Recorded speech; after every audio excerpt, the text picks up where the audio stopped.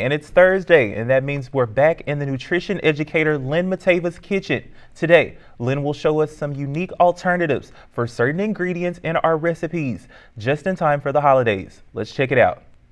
Today I want to show you some things that you can do when you don't have all the ingredients you need for a recipe. So there's lots of swaps available out there, and the first I'm going to show you is self-rising flour.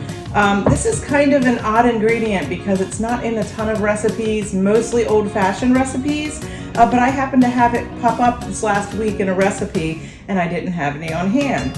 So all you're going to do is drop in a cup of flour to a teaspoon of baking powder and a 1/4 teaspoon of salt.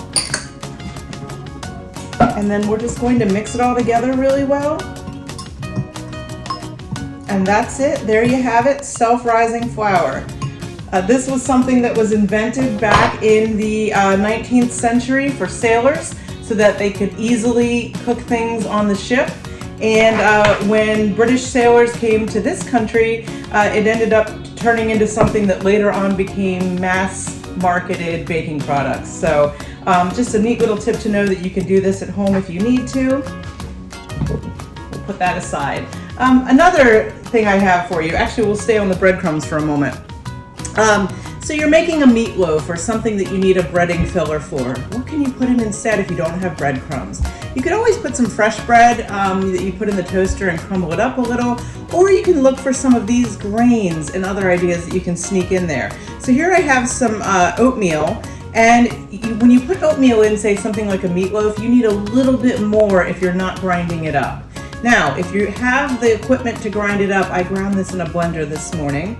You can actually substitute ground up oatmeal 1-to-1 in a recipe like meatloaf. So this is going to be a great thing. Not only that, it's going to add some extra fiber into the recipe and some other nutrients.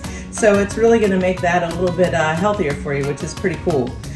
You can also use things like cooked grains. So if you have things like rice that are cooked or quinoa, they're going to be great. Now, rice is not going to be quite as pretty if you imagine stuffed pepper or something like that, but the smaller it is, the more it's going to kind of blend in. But these are definitely things that you can add in, and it's just something that you can grab without having to run to the store.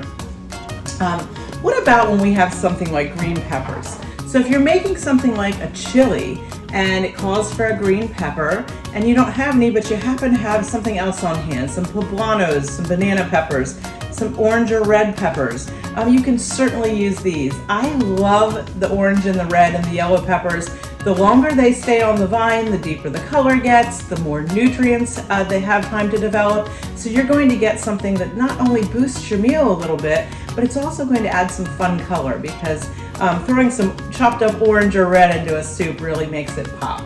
So remember that next time you're looking for something to replace your peppers.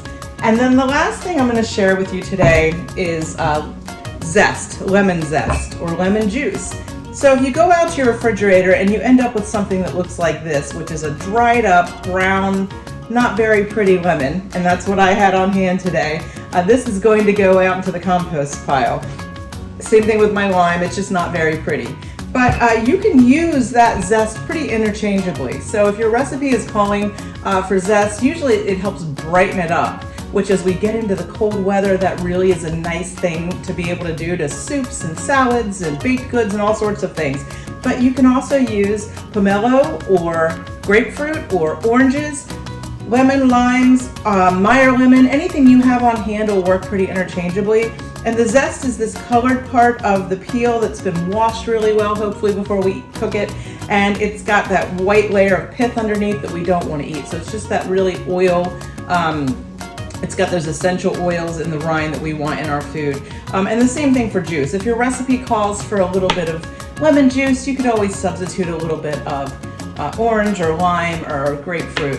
Just keep in mind that if the recipe is calling for the acidity, then you might want one of the more acidic fruits versus the oranges that are slightly less acidic. But any of these things are going to help you out and keep you from having to run to the store, and best of all, it means that you're going to have dinner on the table and be able to spend time with your family. So I hope you check some of these out and they help you out when you're in a pinch.